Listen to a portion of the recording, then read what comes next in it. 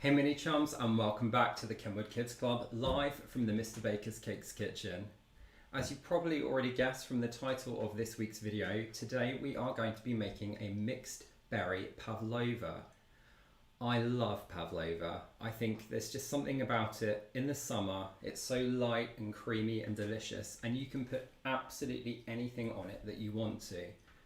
Obviously, as I've already said, today we're going to be using mixed berries because we're really lucky at the moment that the British fruit season is kind of at the peak of its best, I guess. So everything is really fresh, really juicy and really tasty. So we're going to be using some strawberries, some raspberries, some blueberries and some blackberries to make a really refreshing and light dessert that hopefully you'll love making as a family and you'll enjoy eating as well. Now, for those of you who tuned in last week, obviously we did have a few issues with our sound towards the end, but we're hoping, touch wood, that we won't have those this week. But if it does happen again, don't panic. What we'll do is we'll stop the stream, get everything sorted, and then we'll go live straight away again. So please don't disappear. But as I say, hopefully we won't have any problems. Now, we have a lot to get through in this week's video, so I'm not going to just stand here and chat for ages. We're going to get straight into things. And the first thing we're going to need to do is make our meringue. Now, today I'm going to be using my Kenwood Chef Titanium again, but just like I said last week, if you don't have a stand mixer at home, don't worry, you can do this just with a bowl and a normal hand whisk. Now, before I get started, one thing I like to do is rub my bowl and my whisk with a little bit of lemon. Meringue is made from egg whites, and egg whites are very fussy creatures. If we get anything in this bowl that has even the tiniest bit of fat in it at all, they probably won't rise. By rubbing some lemon around the bowl, that's going to make sure that any fat is broken down and we can just wipe it away. So I've just got half a lemon and I'm just going to rub that around the whole of this bowl.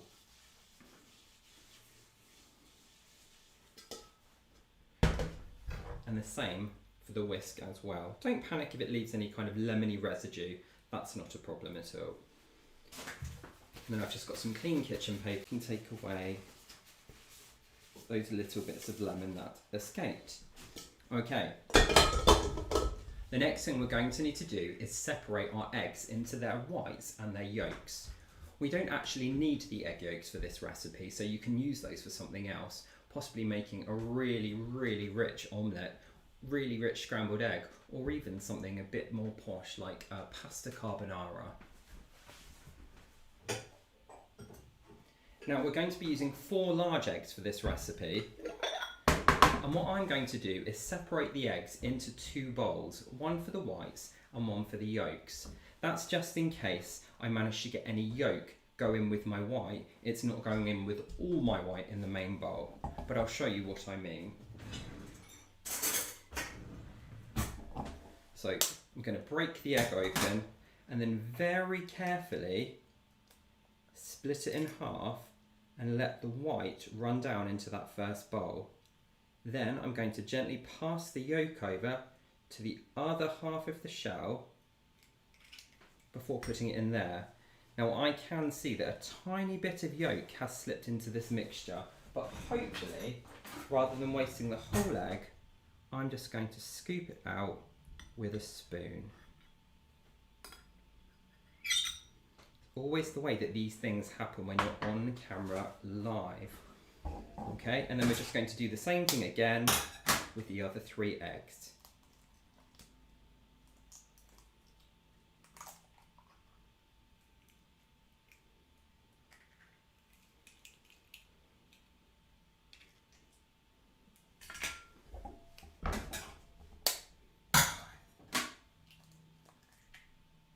Don't worry if you get some of the shell in with your egg mixture, because what you can do is use half of a shell to scoop it out. For some reason, shell doesn't like being picked up by your hand, but if you go in with the eggshell itself, it will just let you scoop it straight out. I told you they were tricky customers.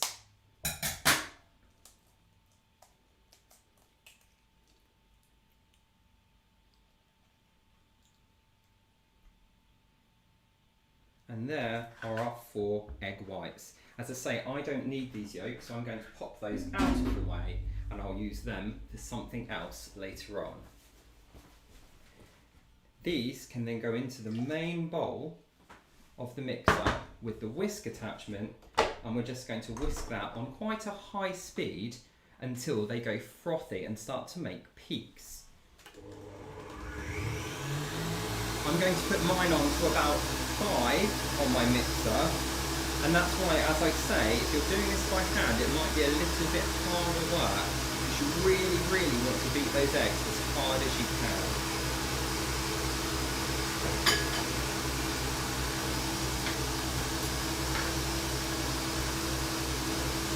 Now, has anyone had a go at last week's lemon cupcakes yet?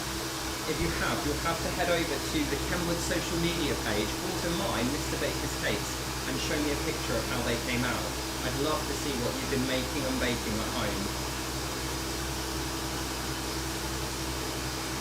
Now, when you're whisking your egg whites like this, it will take them a while to get going. So at the moment, I can just see I've got some bubbles on the surface, but hopefully what will happen as they start to capture that air by being whisked, they'll start to froth up, and that will be what will eventually go on to make my meringue.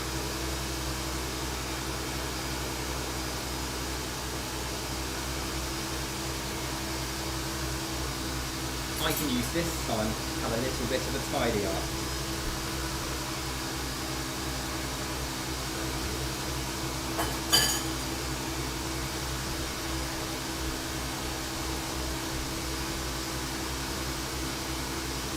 The next ingredient you're going to need, once your egg whites do start to froth right up, is some caster sugar. And we're using white caster sugar today, and I've weighed out 250 grams. In a moment, once our egg whites have fully frothed up and formed those soft peaks, we're going to start spooning the sugar in 1 spoon at a time. Again, it takes a little while, so this is one recipe that you have to be quite patient for. But I think the taste of the finished project really does make the wait worth a while. Let's see how this is getting on. So you saw when I popped the egg whites into the bowl, they were very liquid, but now they're starting to look very frothy like this. I'm going to give mine a little bit longer, but it's almost there. If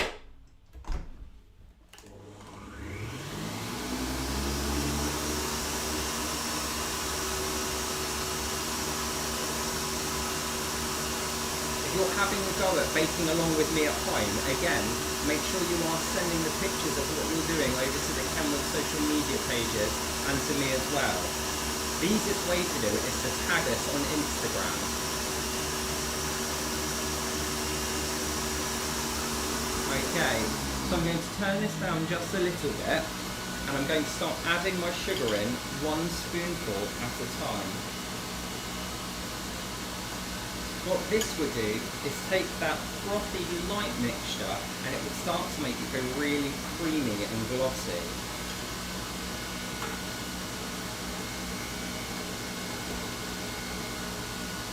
Even though I've made this recipe lots and lots of times, it never fails to amaze me that just by taking those egg whites, which when we have hard-boiled eggs are kind of the boring bit, we can create a really stunning and delicious dessert. It's definitely one of my favourites. Hopefully you can see that I'm just really slowly and gently dropping in 1 spoonful of this golden caster sugar at a time.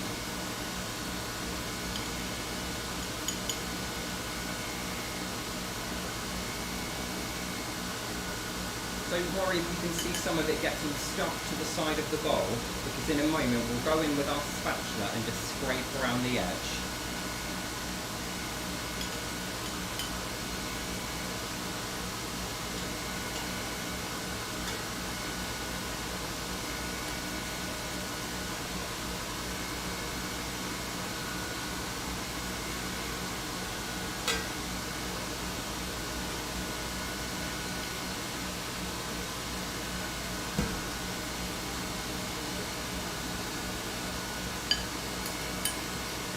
don't forget, like I said in last week's video as well, if you have any fantastic ideas for recipes you would like us to have a go at in a future episode of the Kenwood Kids Club, don't forget to let us know.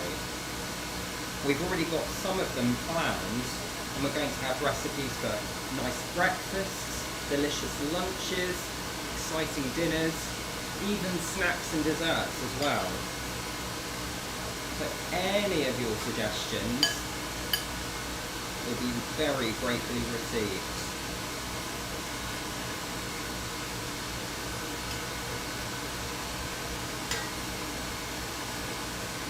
Okay, in a minute I will show you again what's going on inside that bowl, but that mixture has gone from being very light and frothy to becoming very white in colour and almost shiny. What we're aiming for at the end of this stage is what we call stiff peaks, and I'll show you what they look like as well.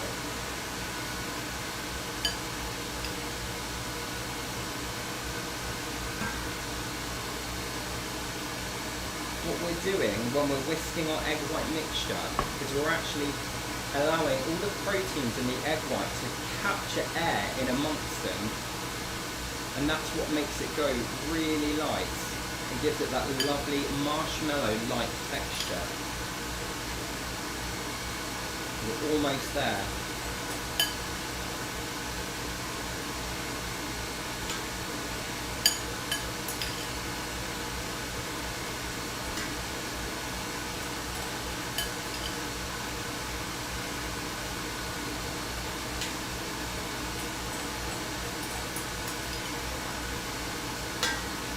And then the last little bit. Okay. Now we're going to add some other ingredients to our meringue mixture as well as the sugar. One of those is vanilla extract. Vanilla extract is just a liquid that's made with the seeds of the vanilla pod, and they're going to make it taste really delicious. We also have some, what do we have? I've forgotten what it's called. We have some white wine vinegar and some corn flour. Had a little brain freeze there. Now what these are going to do is they are going to stabilise our mixture, which means that when we stop whisking it, all that air that we trapped inside will stay trapped inside, because otherwise it could start to escape and our mixture could lose some of that volume or some of that height that we've generated by whisking. So if I start by turning this off, and for those of you who aren't baking along, I'll just let you see what it actually looks like in the bowl. So can you see it's now really pale in colour and really, really white. And when I said we were looking for stiff peaks, what that means is that when I lift the whisk out of the mixture and turn it over, that bit there that's just flopped, I want that to stay sticking up a bit more. So that tells me that this needs a little bit more mixing. Another way you can tell if it needs more mixing is to just touch it and rub the mixture between your thumb and your finger. If you can still feel grains of sugar between your finger and thumb, that means it needs more mixing as well. So what I'm going to do is add in my vanilla, my vinegar, and my corn flour. I'm going to scrape around the side of the bowl, like we said, to make sure any of that sugar that has got caught on the side is mixed in. And then I'm going to turn the mixer on and let it run for a little bit longer.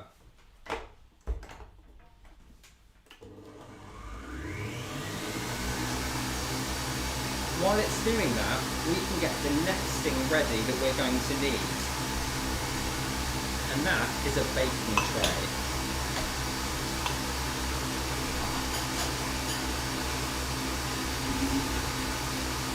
So we're going to be using a flat baking tray today, if you have one.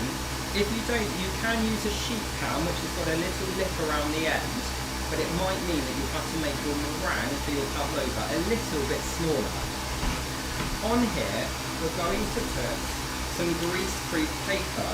And what I've done already is I've taken a small dinner plate and I've drawn around it with a pencil. That's going to give me a rough guide of how big I want my meringue to be. Don't worry about the pencil though, because we're going to turn the sheet over so that I can just about see that circle, but none of that pencil is going to get into contact with my delicious meringue. Okay, let's have another look. Have we now got our stiff peaks? That's looking pretty good to me. Can you see that it's now sticking up rather than flopping right over? So, don't want to waste any of this mixture. There we go. Okay, so now we need to transfer this onto the sheet. But what could happen if I just go straight in is this paper is going to move around a lot. So what I like to do first of all is just take another spoon, just a small one like this, and then I'll dot some of my mixture onto the tray in the corners. And what that will do is act a little bit like glue and hopefully stop the sheet moving around as much. So I can then just lay this back onto the sheet, push it onto those little blobs, and then that should stay in the position I want it to. Next, we're going to take our delicious meringue and we're going to just scoop it out onto the paper. Try and keep it inside the circle if you can, but don't worry too much if it does go a bit outside, because actually, by the time you've put all your toppings on your pavlova, you can't really see the meringue anyway. Now we're just going to do a really simple design for our meringue for the pavlova, and we're just going to scoop it out and spread it around. But you can get quite creative. So if you're somebody who does like baking and does a lot of it, you might already be pretty good at piping, in which case you might decide you want to pipe out your meringue instead. But today I'm just using a spatula like this one just to spread my mixture out towards the edge of my circle.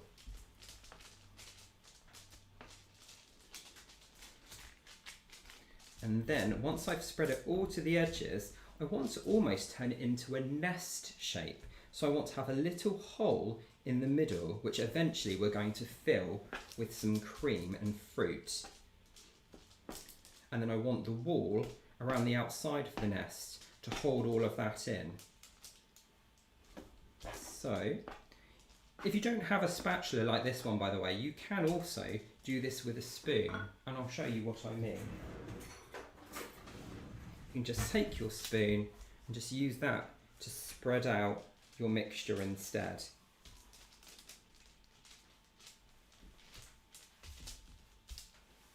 And then remembering to bring that mixture out from the middle to create that nest in there. Now one thing I like to do right at the end, just to make it look a bit cool, is I bring it up from the bottom like that, so it gives it this really cool pattern around the outside. Again, you don't need to do that, it's just what I like to do. But maybe see if you can be a bit creative and come up with a fun design of your own, whether you're using a spoon, a spatula, a piping bag, or something else. Okay, when you get to this stage, it's time to bake your meringue in the oven. Now, this needs to go in the oven at 130 degrees for an hour, so 60 minutes. After that 60 minutes, you're going to turn the oven off, but leave your meringue inside and leave the door closed. If you take your meringue out of the oven straight away as soon as the hour's finished, it can fall apart because it cools down too quickly. Now it probably still will crack a little bit by cooling it inside the oven, but it won't crack as much. I tend to leave mine in there for about another 2 hours until it's completely cooled down to room temperature, and then it's ready to carry on with. Now of course I'm not going to make you wait 3 hours while I cook this and then cool it down. So just like last week, I'm going to pop this one to the side.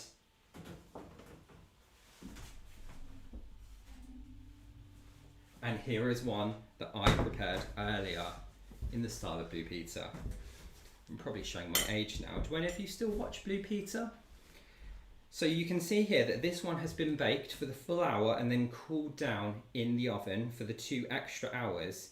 And what's happened is it's left this nice crunchy shell on the outside, but in the middle it will be really soft and marshmallowy. So if you're somebody who likes marshmallows, this will be right up your street. All I've done, once it's completely cooled down, is very carefully peeled off that greaseproof paper, and I've placed it onto a serving plate like this one. This is normally one I put cakes on, but it's perfect for a dish like this as well. Again, if you don't have one of these, you can just do it on a normal plate, so don't worry too much. And then of course, it's the fun bit. It's time to decorate this. So I'm going to pop this to one side, and we're going to need our bowl and our whisk attachment again, because we're going to whip some double cream. So double cream starts its life looking like this. It's a runny liquid, but if we put it onto our stand mixer and whisk it, we can make it really thick so that we can then scoop it out and place it inside the pavlova. Now some people like to put some icing sugar in their cream because it just makes it taste that little bit more sweet. So we're going to do that today as well. I've got 600 millilitres of cream here and I think 2 tablespoons of icing sugar. You can leave out the icing sugar if you want to, and if you want to be a little bit healthier, you can use less cream as well, but I really like cream, so I'm using a whole large pot. Just like before, we're going to whisk that on a high speed. But when you're whipping cream on a stand mixer, you have to watch it very closely, because it will go from being runny to being whipped like that so quickly. And if you don't watch carefully, you can over whip your cream, and that makes it become almost quite solid. If you keep whipping it after that, eventually you could make butter. And while butter is delicious, I don't think it would be very nice spread on top of our pavlova, do you? Okay, so it's almost there already. If you were doing this by hand at home, using a hand whisk, it would probably take quite a lot longer. And that's one of my favourite things about having my Kenwood chef here, because it does all that hard work so I don't have to. Okay, so I'm going to take my pavlova back, and this is what my cream now looks like. Can you see the difference from that runny liquid to this in literally about a minute? Okay, so it's still nice and soft. And what we're going to do is spoon this onto the meringue and spread it around a bit. The meringue might break a bit, but don't worry at all, because, again, it will be hidden underneath all this cream and fruit and all the other things we're going to be putting on.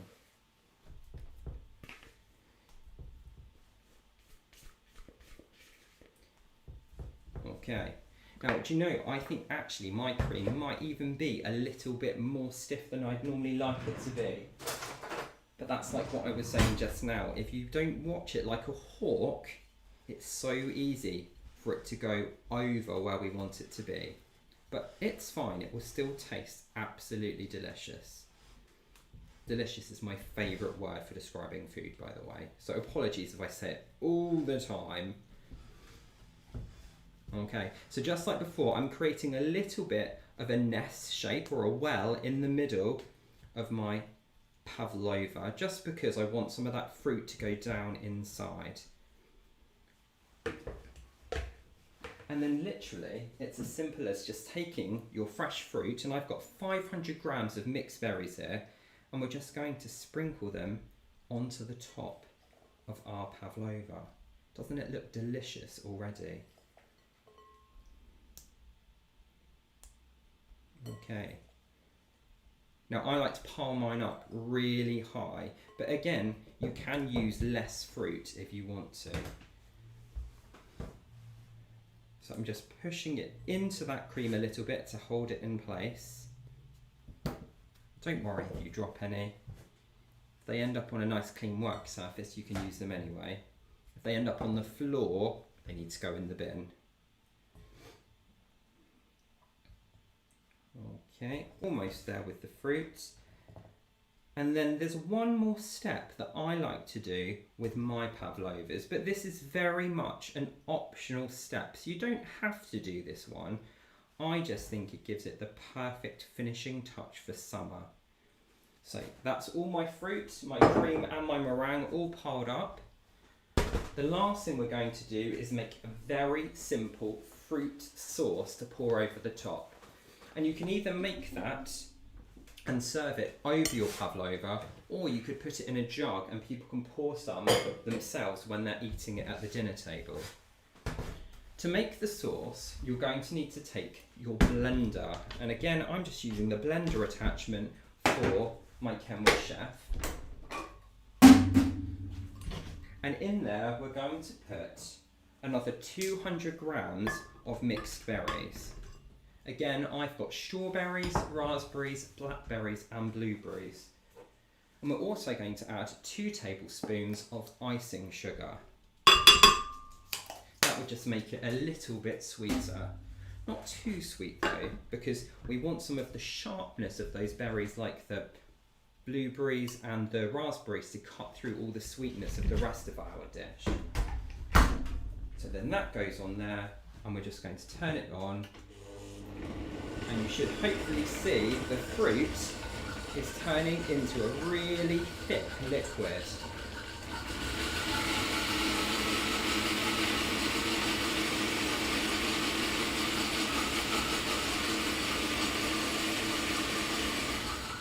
Okay, and then you have another choice to make here.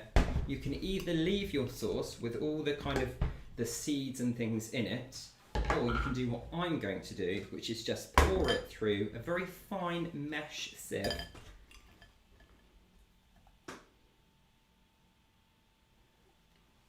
Like this.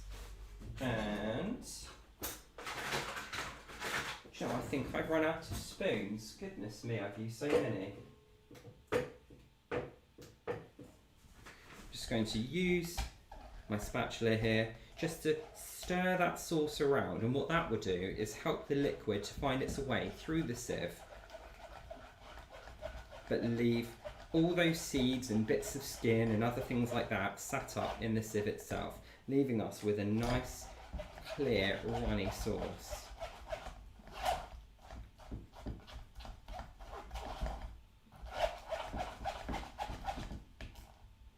Okay, and then again if I pop that to the side, you'll hopefully be able to see that we have this lovely sauce now. And then what you can do is either, as I say, pop that in a jug and serve it at the table when you're serving your dessert, or you can just gently spoon or pipe or pour your sauce over the top of your pavlova. And you can see I like to let mine run down the sides a little bit. And it's really delicious when you're eating it and you get a little bit of that cream, a little bit of the lovely marshmallowy meringue, lovely bit of the fruit, and all of that sauce as well to kind of bring all those flavours together. It really is absolutely lovely and delicious, my word of the week. Okay, a little bit more over here to run over the edges, I think. And then we are finished. And so, with just 4 eggs, a few extra ingredients and some lovely fresh seasonal fruit, you have a beautifully light and delicious summer dessert, perfect for having after your dinner or even serving at a barbecue or a picnic. I do hope you enjoyed finding out how to make our mixed berry pavlova today. And don't forget, if you're watching for the first time, to make sure you're subscribed to the Kenwood Kids Club here on YouTube, because we'll be posting a brand new recipe video every Thursday at 4 o'clock. I think that is pretty much everything you need to know. So I'm going to wrap this video up here, and I'm going to have a big old slice of this delicious mixed berry pavlova. And I'll see all of you at the same time next week. Until then, have fun in the kitchen. Bye guys.